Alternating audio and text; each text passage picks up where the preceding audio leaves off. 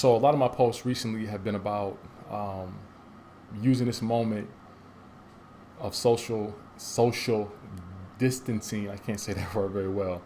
To restore relationships with ourselves, relationships with our families, and relationships with our God. And so I had one of those awesome moments of restorative connectivity, love, so on and so forth, with my daughter, my 8-year-old. She's in the second grade, and so she's doing some measurements. She's working on measurements, and she had to measure something in inches, in feet, in inches, but she didn't have the necessary measuring equipment. So we found this notebook that had a ruler on it that was 10 inches long. So I said, well, listen, we'll have to measure whatever we're going to measure, and then we'll take those measurements, those inches, and then we'll convert them into feet and inches. So what we had to do was, let's say something was 40 inches long. I said, okay, now how many inches are in a foot? Okay, so we have to go through that. So I said, okay, it's 12 inches. So we have to take 12 plus 12 is 24, plus 12 again, that's 36. Now how many inches do we need to get to 40? And so that was the process. Well, she wasn't getting it, right? She was getting bits and pieces of it, but she wasn't getting it. My daughter, we've been told by the teacher, loves to act like she knows what's going on, but even though she doesn't. So she's afraid to say she doesn't know because she's insecure. It makes us insecure. So I know this, right? So I'm asking Lucy, I said, do you understand what's going on? She was like, yeah, I do. And I hate that, right? Because I see that being a problem long term. So anyway, I know that she doesn't get this, not all of it. She gets bits and pieces of it, and then she keeps telling me that she does, so that I'll stop that. So I'll give her some clues and it'll be done. So I started getting relentless, all right? I started getting relentless. The tears are flowing. She's sweating, and everybody in the house is tense because they know that I'm determined to make sure that she understands this, and I'm more determined than my daughter is at understanding this, right?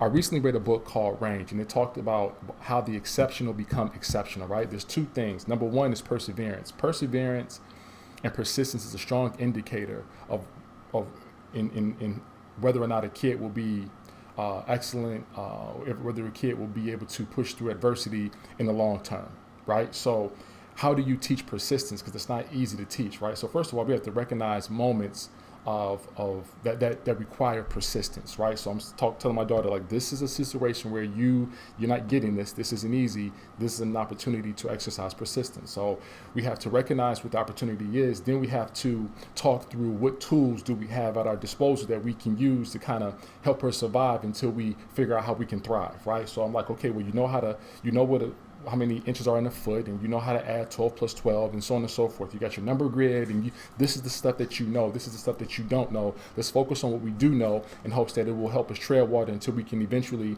thrive, right? The other thing that it talked about was, I'm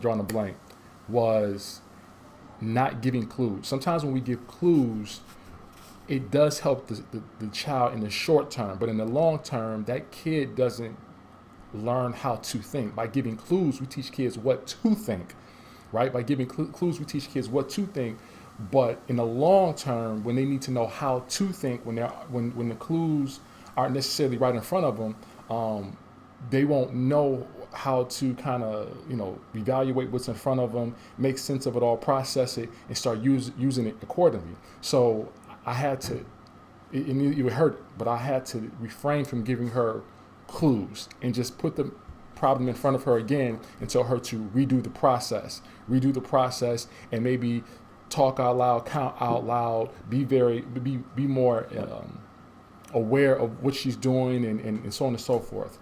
Long story short, all the tears, all the crying, all the, just toxic energy in the room on Wednesday transformed into absolute victory on Thursday. My daughter comes down here and she says, I did some problems by myself. And she picked some tough numbers. She didn't pick, numbers that are multiples of 12. So she had to work.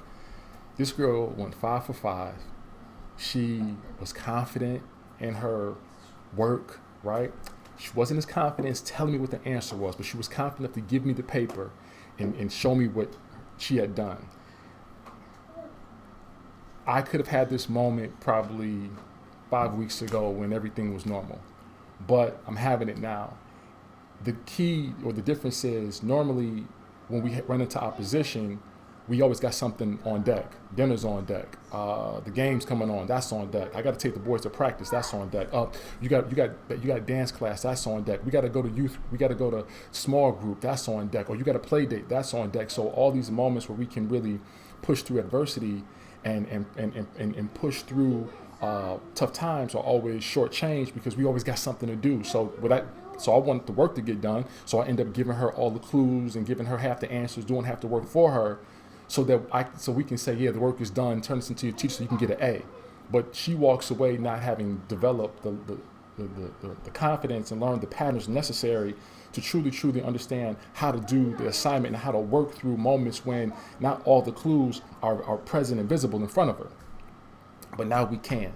And as I said before, I think this is an awesome time to learn as much as you possibly can about the people that you love, so that when times get tough moving forward, we have the intel, we have the necessary knowledge to understand who we're dealing with, to understand how they function, how they operate, how they move, so that we can help them not only survive, but thrive. I hope that makes sense. I'm just a happy pop, just excited that my daughter was doing some form of division in the second grade, you know what I'm saying? And the first thing she says to me, she says, well, Ted, I don't think Ted knows how to do this. And I had to tell her, I don't care what Ted knows how to do.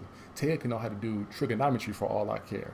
I'm concerned about what you can do. And it's not about knowing the answer first. It's just about knowing the answer. It's about getting the answer. So you can be the last person to get the answer, as long as you get it. Big smile on her face. And I think we took a step forward. Marv Fox Jr. It's parent corner.